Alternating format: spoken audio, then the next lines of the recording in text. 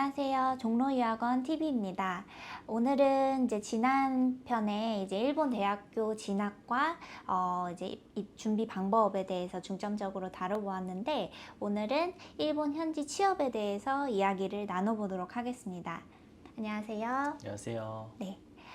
이제 오늘 모신 분은 서명진님이신데요. 지금 현재 일본 광고 대행사에서 업무를 하고 계십니다.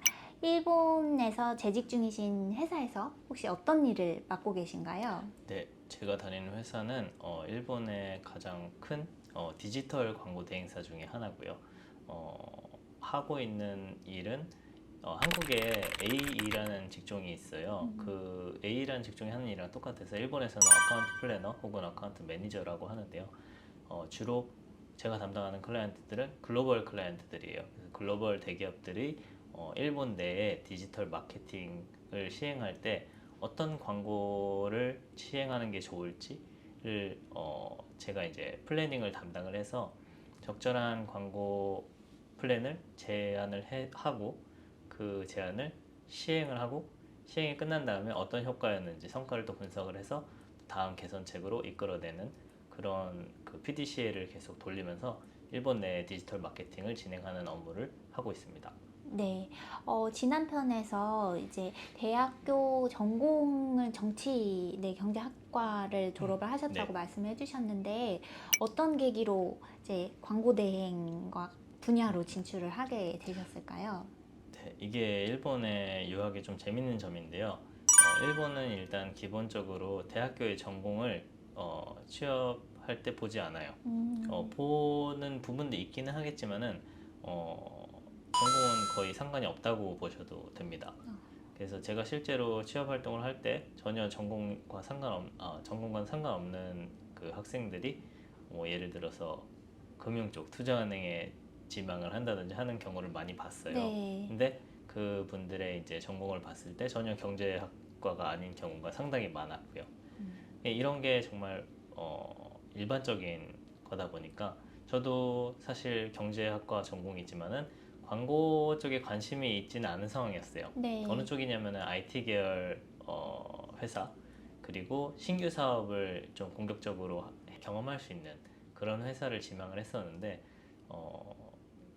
결국에는 그렇게 IT와 신규 사업 기회가 많은 회사에 입사를 했고, 다만 언어적으로 영어가 가능하다 보니까 첫 그 사업부로 배정이 된 게 그 회사 안에 여러 사업부 중에 광고 사업부였어요. 네. 그렇게 저희 광고 커리어가 시작됐습니다.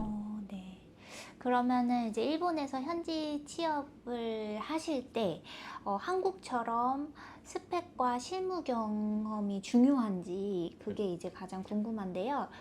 일본 회사에서 가장 중점적으로 보는 것이 어떤 거일까요? 제 생각에 가장 취업 활동에 있어서 특이한 점 중에 하나는 이 부분이에요. 특이하다기보다는 그냥 한국과 미국의 그런 취업 문화가 다른 거죠.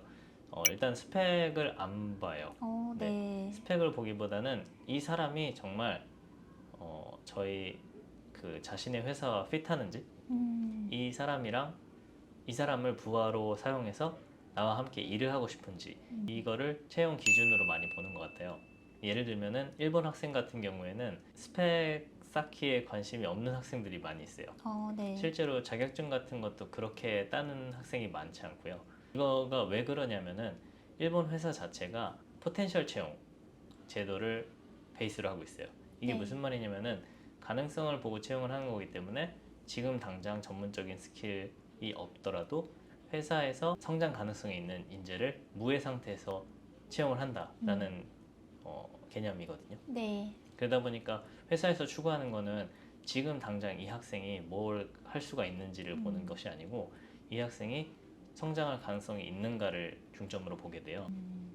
굉장히 잠재력을 많이 보는 문화인 것 맞아요. 어떤 같네요. 면으로 네네네. 보면은 스펙이 필요한 한국과 미국의 취업 활동보다 간단해 보일 수도 있고 또 사람에 따라서는 오히려 그런 거를 더 네, 어려울 어려워하는 수도. 사람도 있을 수도 있죠. 네네네.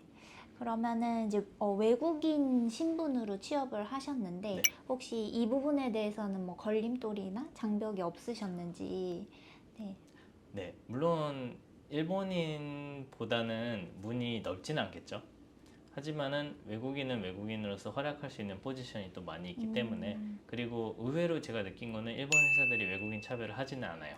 네. 네, 기본적으로 노동 인구가 지금 부족한 상황이어서 외국인, 일본이 상관없이 서류 다 통과시키고 면접도 이제 보려 하는 그런 의도가 많이 보였고요. 다만 전편에도 말씀드렸지만은 일본 유학에 대해서 일본어가 상당히 중요한 이유가 여기서 이제 또 생기는데요. 기본적으로 일을 할 때 일본인과 거의 동등한 정도의 일본어 수준으로 업무를 진행하는데 문제가 없어야 된다라는 기준은 어느 회사든 상당히 강한 것 같아요. 네네.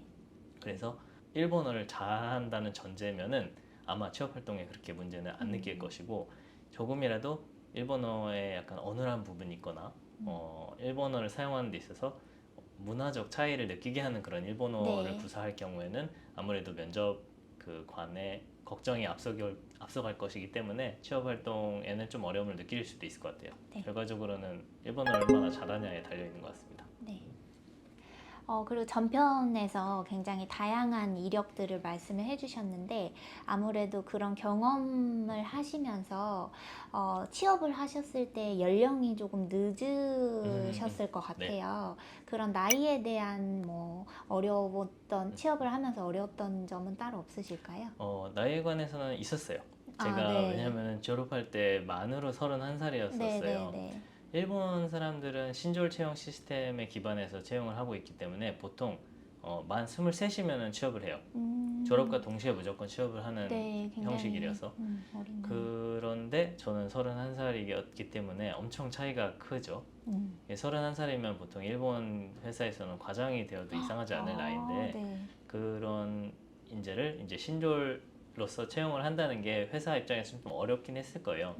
그래서 저 같은 경우 어려움이 없다고는 말 못하겠고요. 엄청 사실 어려웠습니다. 예를 들면은 일본에 조금 오래된 일본 기업 같은 경우에는 서류에서 하나도 서류를 통과한 게 없어요. 네네. 다만 그렇지 않은 회사도 많이 있고 나이가 많으면 나이 많은 대로 또 새로운 취업 전략이 있다는 거는 말씀드릴게요. 저도 그렇게 해서 좀 비교적 일본의 오래된 기업 문화보다는 젊은 문화를 가진 IT 기업 쪽을 위주로 취업 활동을 행하였더니 전혀 또 신경이 안 쓰이는 것 같이 잘 풀리더라고요. 그렇기 때문에 뭐 나이 많아서 힘든 거는 분명히 있지만은 차선책은 확실히 또 있다라는 말씀을 드리고 싶네요. 네. 그러면 이제 일본 뭐 대학교부터 취업까지 준비를 하시는 분들이라면 조금 그래도 빠르게 도전을 하시는 게 아무래도 기회 면에서는 조금 더 좋을 것 같네요. 제 생각에는 늦더라도 너무 늦었다고 생각은 안 하셔도 네, 괜찮을 것 네, 같아요. 네, 네. 왜냐면은 그 분들은 또 그분들도 의욕이 많이 있을 거기 때문에 저 같은 경우도 취업 자체는 많이 늦었지만은 지금 4년 차에 이직을 2번을 행하면서 연봉도 많이 점프를 할 수 있었기 때문에 한 번에 그런 부분들을 다 따라잡은 케이스예요. 그래서 네. 늦게 시작하셔도 그렇게 걱정 안 하셔도 될 것 같다는 말씀 드립니다. 네. 그러면은 이제 일본에서는 신입으로 이렇게 입사를 했을 때 한 연봉이 어느 정도 될까요? 이게 회사별로 많이 네. 달라요. 많이 달라요. 회사의 시스템이 어떤지에 따라서 또 달라요. 제가 알기로 2가지를 말씀드리면은 일단은 대기업 같은 경우에는 연봉은 처음에는 좀 낮은 편이에요. 왜냐면은 아까 말씀드린 포텐셜 채용이 여기서 적용이 되는데요. 아무것도 모르는 신졸을 천천히 육성해 간다라는 전제이기 때문에 처음 1년에서 4년 차 정도까지는 뭐 예를 들어서 3천만 원에서 4천만 원 정도가 뭐 리미트가 된다든지 다만 5년 후, 뭐 6년 후가 됐을 때는 연공서열로 팍팍 올라갈 수가 있게 돼요. 그리고 기본적으로 일본 같은 경우에는 야근 수당이 따로 나오기 때문에 여기에 플러스 야근을 하게 될 경우에도 급여가 플러스 돼서 받을 수 있는 그런 문화이고요. 반대로 대기업이 아닌 경우 예를 들면은 제가 노렸었던 IT 기업들 같은 경우에는 초봉은 높은 편이에요. 대신 또 포괄 임금제로 연봉 금액면은 높긴 하지만은 야근 수당도 어느 정도 포함된 금액으로 예를 들면 4천만 원에서 5천만 원 정도인 기업도 있고요. 장단점이 다 있는데 대기업에 갈 경우에는 연공서열로 천천히 올라가지만은 그리고 천천히 성장하지만은 안정적이게 계속해서 연봉이 올라갈 수 있다라는 점이 있고요. 네, 반대로 그 젊은 기업, IT 기업 같은 경우에는 높은 초봉에 이제 만족하기보다는 좀 더 자신의 스킬을 빨리 올려서 연봉을 올려야 된다라는 의식을 하지 않으면은 자동으로 연공서열로 연봉이 올라가지는 않아요. 그렇기 때문에 끊임없는 자기 개발을 하면서 자신의 실력을 또 증명해내고 필요에 따라서는 과감하게 이직을 하면서 연봉을 팍팍 올려가게 가는 것이 가능한 그런 커리어라고 생각해 주시면 될 것 같습니다. 그래서 어느 게 좋다고 말씀드리기는 좀 어려운데 네. 뭐 이러한 두 가지 패턴이 있다고 말씀드릴게요. 네. 그러면은 이제 명진님은 계속 지금 일본에서 현지 활동을 하고 계시지만 혹시나 이제 일본에서 재직을 하다가 한국으로 이직을 하고자 하시는 분들도 있으실 것 같아요. 그런 경우도 가능한지 네, 궁금한데요. 네, 한국으로 이직하는 경우에도 가능해요. 가능하긴 하겠지만은 어느 정도 커리어가 시간이 지날수록 조금 선택의 폭이 좁아지는 경향이 있어요. 그래서 일본에 오래 있다 보면 아무래도 일본 쪽 시장을 노리고 있거나 일본 쪽 시장을 노리는 그런 사업부에 네. 배정이 될 확률이 높습니다. 그래서 한국으로 이직하는 거는 문제가 없을 거고요.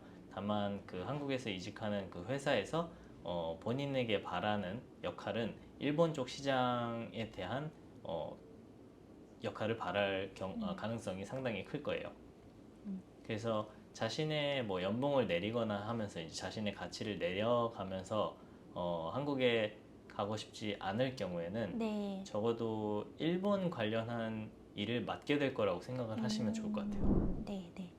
그럼 이제 마지막으로 일본 유학을 고려하시는 분들 그리고 그 이후에 이제 취업까지 목표로 하시는 분들에게 해주실 수 있는 조언이 있으실까요? 네, 아까부터 같은 네. 조언이 될 것 같은데요. 네, 일본어 네. 정말 중요하고요. 네. 그리고 영어는 해두면 상당히 좋아요.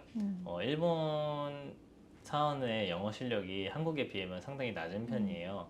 그래서 영어를 어느 정도 할 수 있다는 것은 다른 사원들보다 확실한 차별화가 될 수 있을 것 같고요.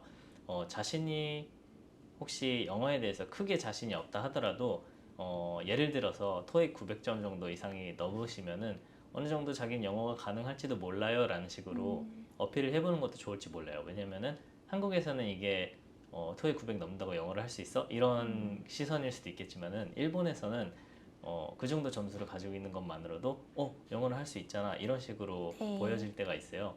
그 결과 뭐 실무에 있어서도 뭐 메일을 영어로 주고받는데 그 영어를 사용할 수 있는 업무를 받는다든지 또 그거에서 발전해서 조금 뭐 고객과 소통하는 장면에 이제 자신이 활용된다든지 이런 게 생길 가능성이 있는데 이렇게 되면은 결과적으로는 실무로서 영어 스킬을 올려갈 수 있는 거니까 이건 어떻게 보면 큰 기회이기도 하다고 생각을 하거든요.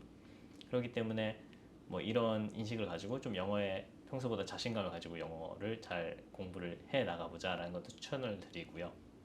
그리고 마지막으로 한국 사람의 제 생각에 큰 장점은 헝그리 정신? 네. 경쟁력인 것 같아요. 일본 분들 같은 경우에는 평화주의 경향이 좀 있어서 경쟁을 하기보다는 그냥 자신의 인생에 좀 만족을 하고 사시는 분들이 많더라고요. 반면에 한국 분들 같은 경우에는 끊임없이 위를 추구하는 경향이 있는 것 같고요.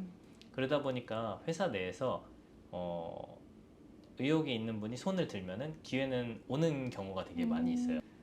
연차랑 상관없이 매니저한테 의욕을 보이면은 매니저분이 흔쾌히 기회를 주시는 경우가 저는 되게 많았다고 생각을 하는데 이러한 점이 한국인의 장점이라고 생각을 해주시고 회사에 들어가셔서도 계속해서 그런 점을 적극적으로 어필해 나가시기를 추천해 드립니다. 오늘 굉장히 어디에서도 듣기 어려운 현실적인 조언과 경험을 나눠주신 서명진님께 네, 감사의 말씀 전합니다. 네. 그리고 일본 유학에 대해서 보다 더 궁금한 부분 그리고 추가적인 상담이 필요하신 분들은 종로유학원으로 문의 주세요. 감사합니다. 감사합니다.